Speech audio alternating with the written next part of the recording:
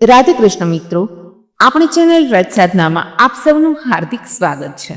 મિત્રો, આજના આ વિડીયોમાં આપણે એક એવી કથા સંભળાવવા જઈ રહ્યા છીએ કે જેમાં શનિદેવના આગમનથી જે નસીબનો ખેલ થાય છે તેની વાત કરવામાં આવી છે. એક રાજા હતો, એને 3 દીકરા હતા અને ત્રણેય દીકરાની 3 વહુઓ હતી. એક દિવસ રાજા શિકાર કરવા ગયો. ત્યાં એને જંગલમાં શનિદેવ મળ્યા. શનિદેવે રાજાને કહ્યું, રાજન, હું તમારા ઘરે હમણાં આવું કે વર્ષ પછી? રાજાએ કહ્યું, હું કાલે મારા દીકરા અને વહુઓને પૂછીને તમને કહીશ. શનિદેવે કહ્યું, ભલે રાજા. રાજા ઉદાસ થઈને ઘરે પાછો ફર્યો. મોટા દીકરાએ પૂછ્યું, પિતાજી, તમે કેમ ઉદાસ છો? રાજાએ દુઃખી થઈને કહ્યું, બેટા, આજે મને શનિદેવ મળ્યા હતા. પૂછતા હતા કે હમણાં આવું કે વરસ પછી? મેં કહી દીધું કે મારા ઘરવાળાઓને પૂછીને હું જવાબ આપીશ. મોટો રાજકુમાર બોલ્યો, બહુ સારું કર્યું પિતાજી. કાલે જ્યારે શનિદેવ તમને પૂછે ત્યારે કહી દેજો કે વરસ પછી આવે. બીજા અને ત્રીજા દીકરાએ પણ 1 વર્ષ પછી જ આવવાનું કહ્યું. રાજાએ વિચાર્યું, ચાલ, વરસ માટે તો આફત ટળી. રાજા એની નાની વહુને બહુ પ્રેમ કરતા હતા, એટલે એને વિચાર્યું કે ચાલો એને પણ પૂછી લઉં. એ નાની વહુને આ વાત કહી તો એ બોલી, પિતાજી, જ્યારે શનિદેવને આવવાનું જ છે તો વરસ પછી કેમ કહેવું? જે કંઈ વિપત્તિ આવશે એની સહન કરવી જ પડશે. એટલો હું તો કહું છું કે મોડું કરવામાં શું ફાયદો છે? જઈને એમને કહી દો કે હમણાં જ આવી જાય. મિત્રો, વિડીયોને લાઈક કરી, શેર કરી, કમેન્ટમાં જય શનિદેવ અવશ્ય લખજો અને અમારી ચેનલ વ્રત સાધનાને સબસ્ક્રાઈબ કરી લેજો, જેથી આવા જ અવનવા વિડીયો આપને મળતા રહે. ધન્યવાદ. રાજાને નાની વહુની વાત બરાબર લાગી અને તે શનિદેવને શોધવા નીકળી પડ્યા. શનિદેવ તો જંગલમાં બેસીને એની રાહ જ જોઈ રહ્યા હતા. રાજાને જોતા જ બોલ્યા, કહો મહારાજ, શું નક્કી કર્યું? રાજાએ જવાબ આપ્યો, ભાઈ, નક્કી શું કરવાનું છે? તમારે આવવાનું તો છે જ, એટલે હવે જ આવી જાઓ. શનિદેવ તો બહુ ખુશ થયા. રાજા ઘરે પહોંચ્યો કે તરત જ ત્યાં શનિદેવનો વાસ થઈ ગયો. હાથી, ઘોડા, લશ્કર બધું જ વેચાઈ ગયું. ખજાનો લૂંટાઈ ગયો અને રાજા એટલો ગરીબ થઈ ગયો કે પેટ ભરવા માટે રોટલી મળવી પણ મુશ્કેલ થઈ ગઈ. પોતાના દેશમાં ભીખ પણ કેવી રીતે માંગવી? એણે વિચાર્યું કે હવે અહીંથી નીકળી જવામાં જ ભલાઈ છે. રાજા, રાણી, 3 દીકરાઓ અને 3 વહુઓને લઈને બીજા દેશમાં નીકળી પડ્યો. ચાલતા ચાલતા એ બધા એક શહેરની પાસે પહોંચ્યા. ભીખ ક્યારેય માંગી નહોતી, એટલે માંગી પણ શકતા નહોતા. ચિંતામાં એ બધા એક ઝાડ નીચે બેસી ગયા. ભૂખને લીધે જીવ સુકાઈ રહ્યો હતો અને પાસે એક ફૂટી કોડી પણ નહોતી. નાની વહુની માએ તેને વિદાય વખતે 7 હીરા આપ્યા હતા, જે તેણે હજુ સુધી સંતાડીને રાખ્યા હતા. હવે તેનાથી ન રહેવાયું અને એક હીરો કાઢીને તેણે પોતાના સસરાના હાથ પર મૂકી તે બોલી, પિતાજી, ચિંતા કરવાથી શું થશે? આ હીરો લઈ જાઓ અને કોઈ શેઠને ત્યાં ગીરવે મૂકીને ખાવા પીવાનું સામાન લઈ આવો. થોડા દિવસ તો નીકળી જશે ને. રાજા તે હીરો લઈને ગયો. ન તો પાછો આવ્યો, ન તો કંઈ ખબર પડી. નાની વહુએ બીજો હીરો પોતાના મોટા જેઠને આપ્યો, પણ તે પણ પાછો ન ફર્યો. એ જ રીતે બીજો જેઠ અને તેનો પતિ પણ હીરો લઈને ગાયબ થઈ ગયા. છેલ્લે 5મો હીરો તેની સાસુને આપ્યો, પણ તે કેમ પાછી ફરે તેની પણ નિયત બગડી ગઈ. હવે તેની પાસે 2 હીરા બચ્યા. તે પણ તેણે એક એક કરીને પોતાની બંને જેઠાણીઓને આપી દીધા. ગરીબીમાં સ્વાર્થી થઈ જવું અશક્ય નથી. તે બંને પણ તેને જંગલમાં એકલી છોડીને ચાલી નીકળી. નાની વહુ પાસે હવે કંઈ જ નહોતું.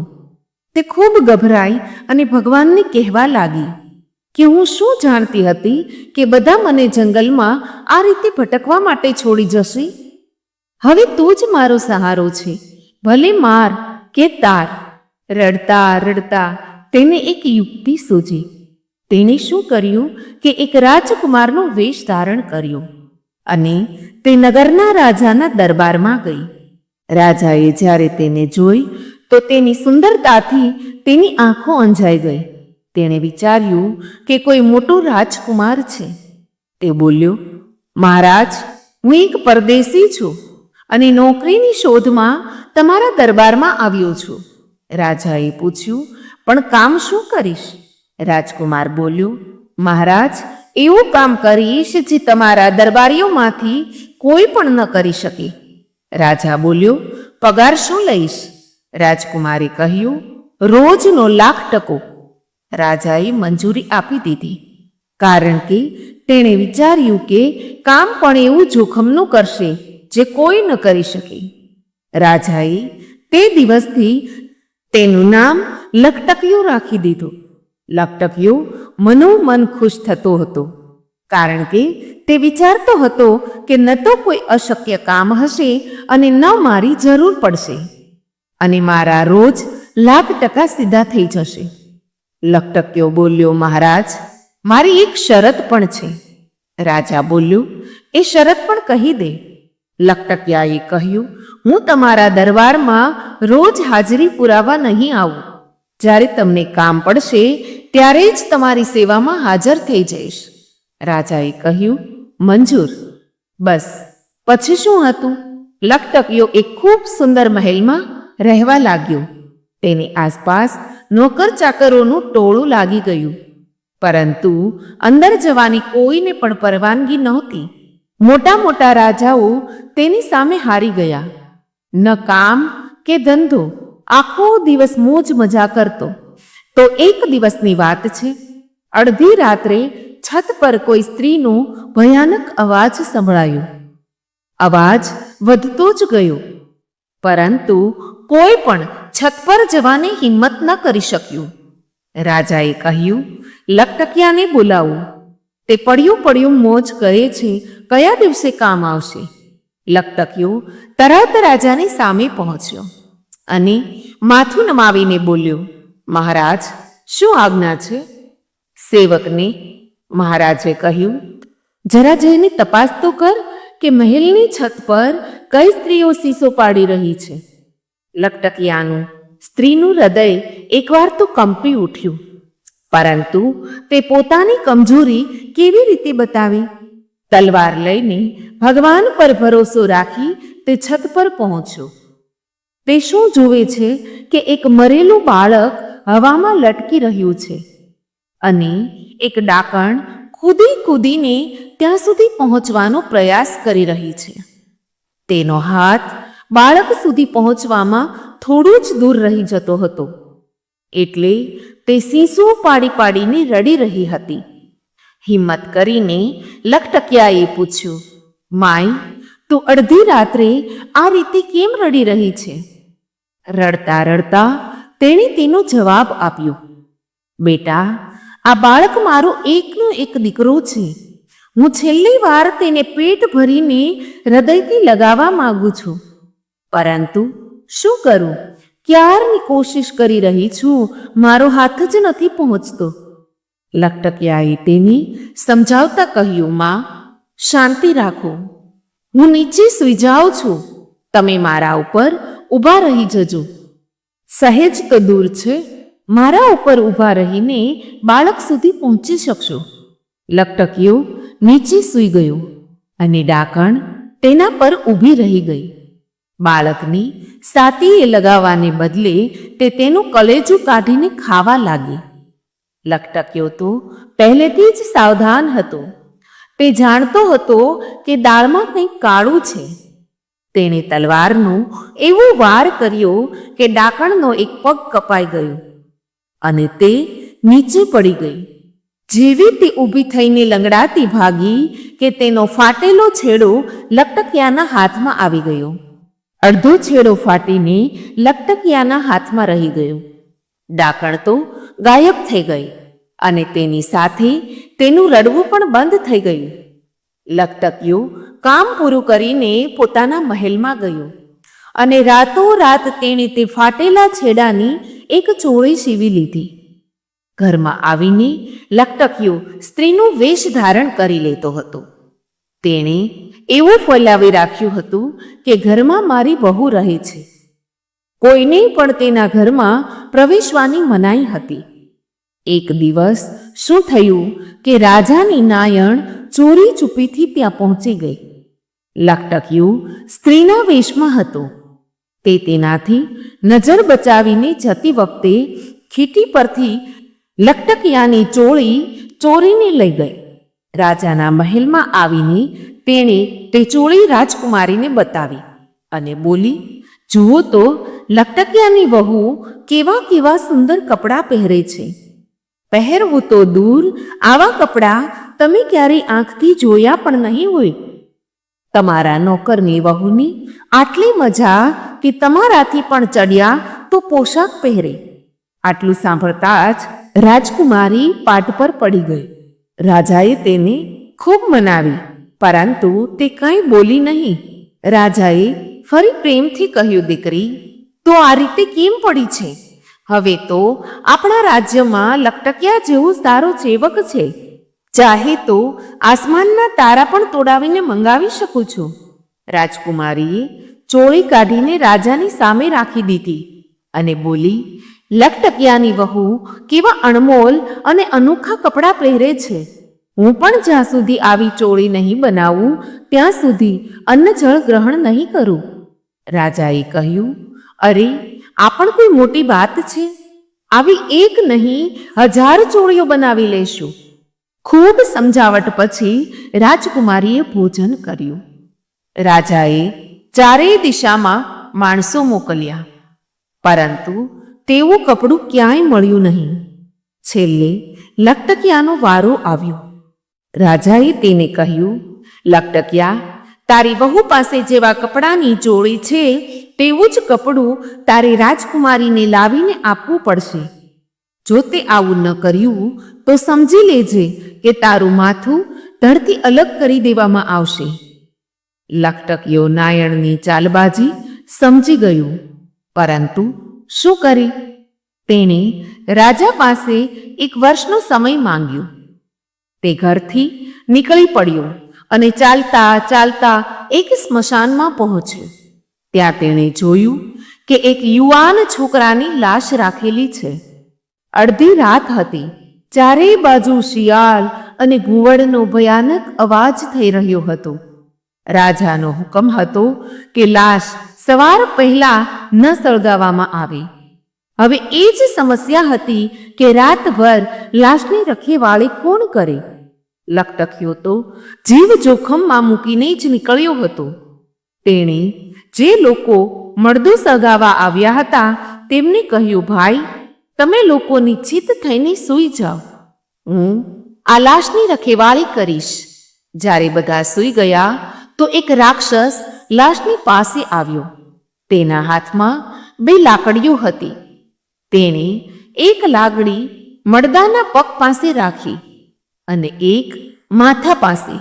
પછી પગ પાસેની લાકડી માથા પાસે રાખી દીધી અને માથા પાસેથી પગ પાસે. આટલું કરતાં જ મળદું જીવતું થઈ ગયું. પરંતુ થોડી જ વારમાં રાક્ષસે લાકડીઓની ફેરબદલીથી તેને ફરી મળદું કરી દીધું અને પોતાની લાકડીઓ ઉઠાવીને ચાલ્યો ગયો.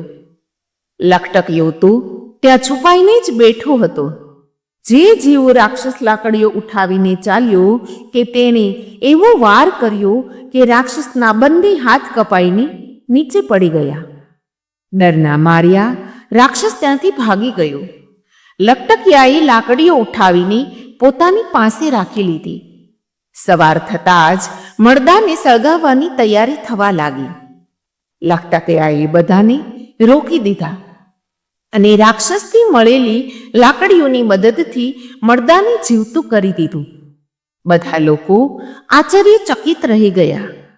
રાજાએ જ્યારે આ સાંભળ્યું તો તે દોડ્યો આવ્યો અને ખુશ થઈને લખટકિયાને અડધું રાજ્ય આપી દીધું અને પોતાની દીકરીના લગ્ન તેની સાથે કરવા તૈયાર થઈ ગયો.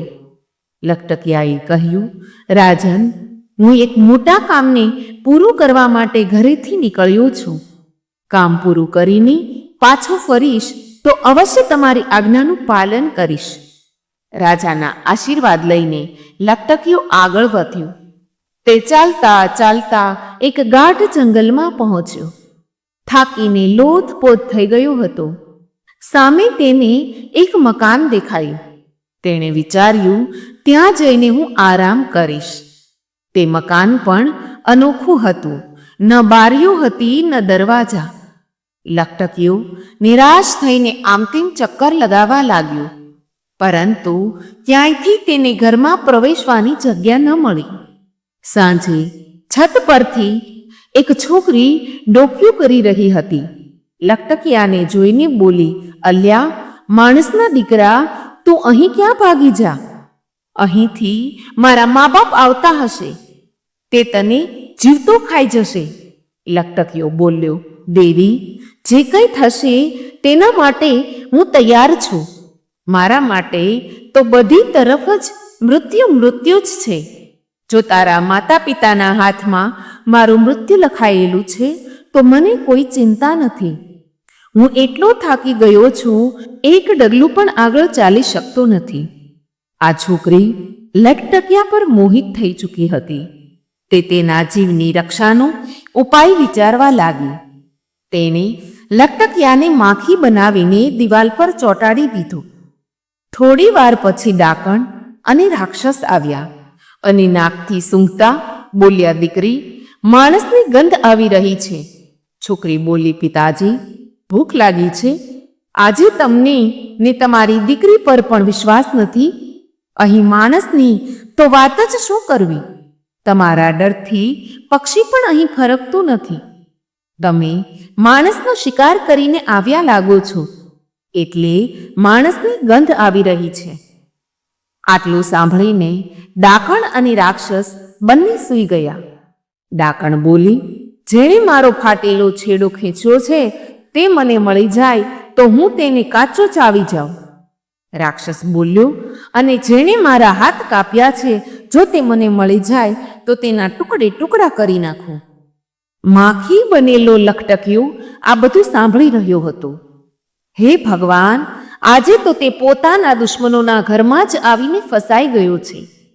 તે સમજી ગયો કે આ એ જ ડાકણ છે જે રડી રહી હતી, અને આ એ જ રાક્ષસ છે જેણે મર્દાને જીવતો કર્યો હતો. હવે તો ડરના માર્યા તેનો જીવ સુકાઈ રહ્યો હતો. ભગવાનનું નામ લઈને તેણે રાત કાઢી. સવારે ઉઠીને ડાકણ અને રાક્ષસ શિકાર કરવા ચાલ્યા ગયા. છોકરીએ લખટકિયાને ફરી માણસ બનાવી દીધો અને બોલી, તમે કેટલા સુંદર છો, હું તમારી સાથે લગ્ન કરવા માંગુ છું. લખટકિયો બોલ્યો, કેવી અશક્ય વાતો કરે છે? ભલા તમારા માતા પિતા મને જીવતો છોડી શકે છે? તેઓ તો મને કાચો જ આવી જશે. છોકરી બોલી, તમને ખબર નથી કે તેઓ મને કેટલું પ્રેમ કરે છે. તેમણે મને વચન આપ્યું છે કે હું જેની સાથે ચાહું તેની સાથે લગ્ન કરી શકું છું. તેઓ તેની ક્યારેય કોઈ નુકસાન નહીં પહોંચાડે. લખટકિયો બોલ્યો, પરંતુ હું તો તેમનો દુશ્મન છું. છોકરીએ કહ્યું, કોઈ પણ કેમ ન હોય, તેઓ વચનથી બંધાયેલા છે. તેઓ મારા પતિનું અહિત નહીં કરી શકે. બોલો, હવે શું વાંધો છે? લખટકિયો તો મૂંઝવણમાં પડી ગયો. તે બોલ્યો, પરંતુ હું હમણાં લગ્ન નહીં કરી શકું. હું એક અઘરું કામ પૂરું કરવા ઘરેથી નીકળ્યો છું. તેને પૂરું કર્યા પછી જ લગ્ન કરી શકીશ. છોકરી બોલી, તે શું કામ છે? લખટકિયાએ કહ્યું, મારે તમારી માતાનો ફાટેલો છેડો જોઈએ છે. શું તમે અપાવી શકો? છોકરી બોલી, તમે તો મોટા ભોળા છો. જ્યારે મને પ્રણાવશે તો શું તમારી મનપસંદ વસ્તુઓ નહીં આપી? જુઓ, હું તમને એક વાત કહું છું. જ્યારે મારા માતા પિતા મને તમારી સાથે વિદાય કરશે ત્યારે તેઓ તમને કહેશે કે જે જોઈએ તે માંગી લો. ત્યારે તમે વાંસળી અને ઉડન ખટોલો માંગી લેજો. લકટકિયો વાત કાપતા બોલ્યો, પરંતુ મારે તો ચીર કપડું જોઈએ છે. હું વાંસળી અને ઉડન ખટોલાનું શું કરીશ? છોકરીએ કહ્યું, અરે તમે તો વાત સમજતા પહેલા જ ઉતાવળા થઈ ગયા. તે વાંસળી સામાન્ય વાંસળી નથી, તે જાદુની છે. જો તે વાંસળીને ફાટેલા કપડા પર ફેરવી દઈશ તો જેવું ચીર તમને જોઈએ છે તેવું જ બની જશે. લકટકિયું ખૂબ ખુશ થયું. ડાકણ અને રાક્ષસના પાછા ફરવા પર છોકરીએ ફરી લકટકિયાને માખી બનાવી દીધો. ડાકણ બોલી, દીકરી, આજે તું કંઈક ઉદાસ લાગી રહી છે. છોકરીએ કહ્યું, ના, એવું તો કંઈ નથી, પરંતુ તમે નારાજ ન થાવ તો હું એક વાત કહું. ડાકણ તો ખૂબ પ્રેમથી બોલી, નિશ્ચિત થઈને કહે, તારા માટે તો હું અશક્યને પણ શક્ય કરી શકું છું. રાક્ષસ બોલ્યો, હા દીકરી, શેનો ડર છે? તારાથી વધારે પ્રિય અમારા માટે બીજું કોણ છે? આશ્વાસન મળતા છોકરીએ કહ્યું, માં, તમને તમારા વચનની વાત તો યાદ છે ને? ડાકણે કહ્યું, એ જ નહીં કે તું જેની સાથે ઈચ્છે તેની સાથે લગ્ન કરી શકે છે અને અમે લોકો તેને કોઈ કષ્ટ નહીં પહોંચાડીએ. છોકરીએ કહ્યું, હા, હું એવું કરું તો તમે તેને મારશો તો નહીં ને? ડાકણ અને રાક્ષસે એક અવાજે કહ્યું, ક્યારેય નહીં, ક્યારેય નહીં, ક્યારેય નહીં. 3 વચન આપ્યા. પછી છોકરીએ લકટકિયાને માખીમાંથી માણસ બનાવી દીધો અને બોલી, આજ મારા ભાવિ પતિ છે. ડાકણ અને રાક્ષસ પોતાના શત્રુને જોઈને દાંત પીસવા લાગ્યા, પરંતુ શું કરી શકે? પોતાની દીકરીને વચન જે આપી ચૂક્યા હતા તેમને લગ્ન કરવા માટે રાજી થવું પડ્યું. વિદાય કરતી વખતે ડાકણ લકટકિયાને બોલી, બેટા, આજથી તું મારો જમાઈ છે, જે જોઈએ તે માંગી લે. લકટકિયાએ કહ્યું, માં, મને તમારી વાંસળી જોઈએ છે. ડાકણે વાંસળી આપી દીધી. રાક્ષસ બોલ્યો, બેટા, મારાથી પણ જે મન થાય તે માંગી લે. લકટકિયાએ તેની પાસેથી ઉડન ખટોલો માંગી લીધો અને વહુને ઉડન ખટોલામાં બેસાડીને તે જ રાજાના નગરમાં આવ્યો જેનો દીકરો જીવતો કર્યો હતો. ત્યાંથી પણ રાજકુમારીની સાથે લીધી અને તે જ નગરમાં પહોંચી ગયો જે નોકરી કરતો હતો. આખા નગરમાં લકટકિયાના પાછા ફરવાની ધમાલ મચી ગઈ. લકટકિયાએ રાજાને કહેવડાવ્યું કે આખા શહેરના ફાટેલા તૂટેલા કપડાં અને ગોદડા લઈ લઈને બધા ત્યાં તમાશો જોવા આવે. રાજાના હુકમની જ વાર હતી. જોત જોતામાં ફાટેલા કપડાનો ઢગલો લાગી ગયો. લોકો ત્યાં તમાશો જોવા ઉમટી પડ્યા.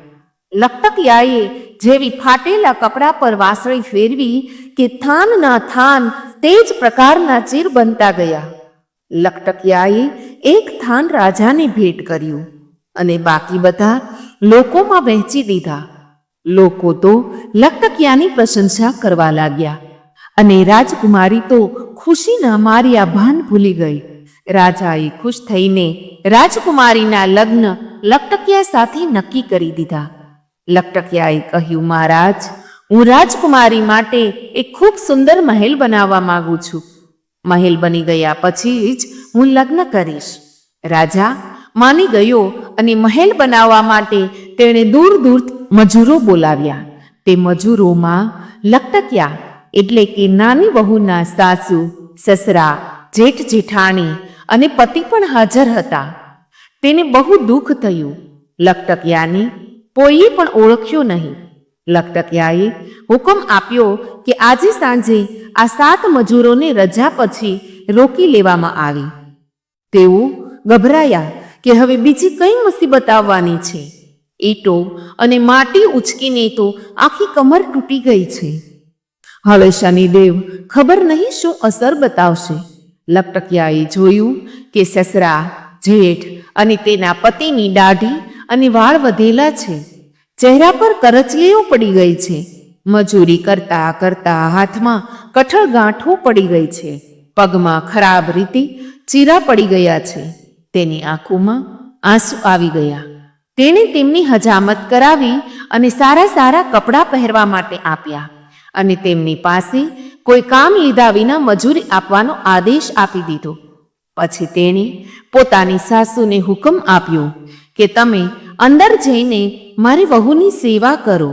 મહેલની અંદર તો તે સ્ત્રીના વેશમાં જ રહેતો હતો.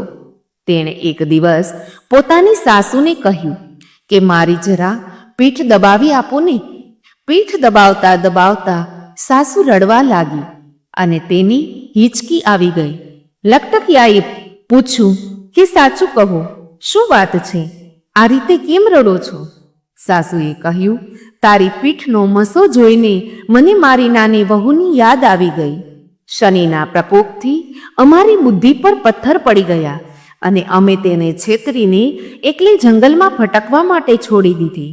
ખબર નથી કે તે મરી ગઈ છે કે જીવતી છે.